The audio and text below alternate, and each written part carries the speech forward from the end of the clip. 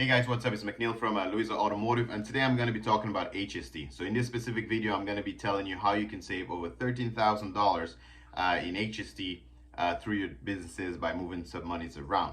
Now, this is specifically for Jonathan Peterson, based on the question that you asked, the follow-up question to the Q&A, and I did. So you can check that Q&A out if you haven't yet.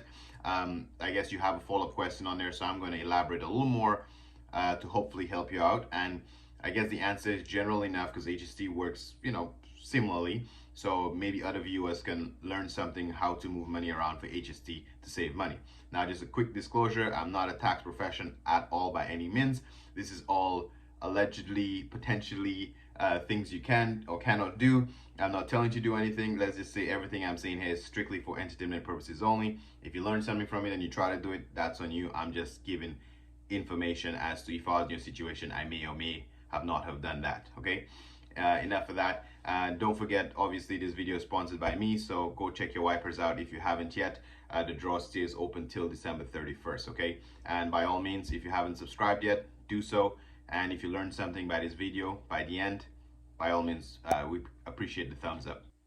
Okay, now let's go to Jonathan's Peterson's questions first, and then we're gonna try to give a couple of scenarios as to how this can go down. Okay, so the question is, thank you for answering my question regarding the HST. Would it be any different if I registered the car under my corporation instead of personal, or will I not be able to claim the HST back regardless? The reason why I ask is because I am looking to purchase a 100,000 plus car, and losing 13,000 sales tax when I sell the car makes me rethink my decision. So I understand your question here, but it seems to me that you didn't buy the car yet, if I'm not mistaken, because you're saying here, I'm looking to purchase a $100,000 car. So I'm assuming you didn't even buy the car yet. If you didn't buy the car yet, I would say, and it's a car for personal use, there's no law or rule that says that you cannot have a personal car in your dealership name.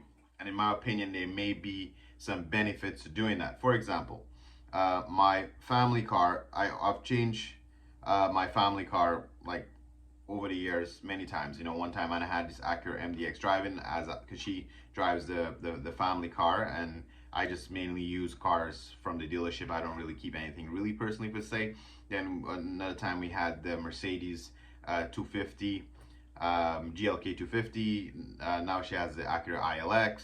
All that to say, the reason why I'm explaining how we own our cars is I'm just showing you I don't have any personal car in my name other than the business name. So it's very easy. If you haven't bought the car yet, like you're saying, and you want the car for your personal business and personal use, and you own a dealership that has a HST number, I would say the easiest way to not lose that 13% taxes is I would buy the car in my dealership name, and then I would just drive it as a personal car. And then the fact that I bought the car, I'm paying HST on that car. So at the end of the year, you can just file and get that HST back from the government because you didn't sell the cars yet. So now you'll be HST negative, I guess, because you basically spend money that you didn't collect from the public back yet. So the government's gonna refund you that HST. If that makes sense, okay? So that's one way I would do it. Now, I get it. Maybe you do not want to be driving your $100,000 car with a dealer plate on it because you probably don't want people to know or think it's a dealership inventory. Let's say that's a scenario. Then keep in mind that even if the car is owned by your dealership, you can still get a regular plate for the car.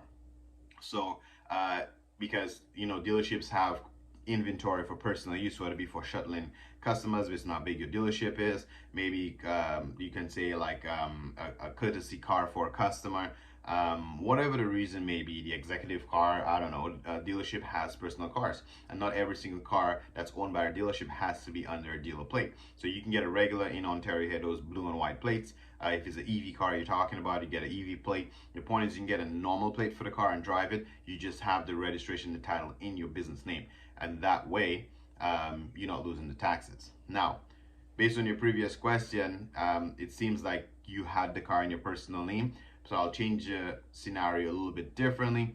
If you had the car in your personal name, maybe it can help somebody else in that situation. Because when I'm looking and dissecting your question here, you asking, would it be different if you register the car under a corporation name instead of a personal name? So again, the first analogy I gave technically is if your dealership is a corporation. So I'm specifically talking about a dealership. But what if it's just a corporation and it's not a dealership?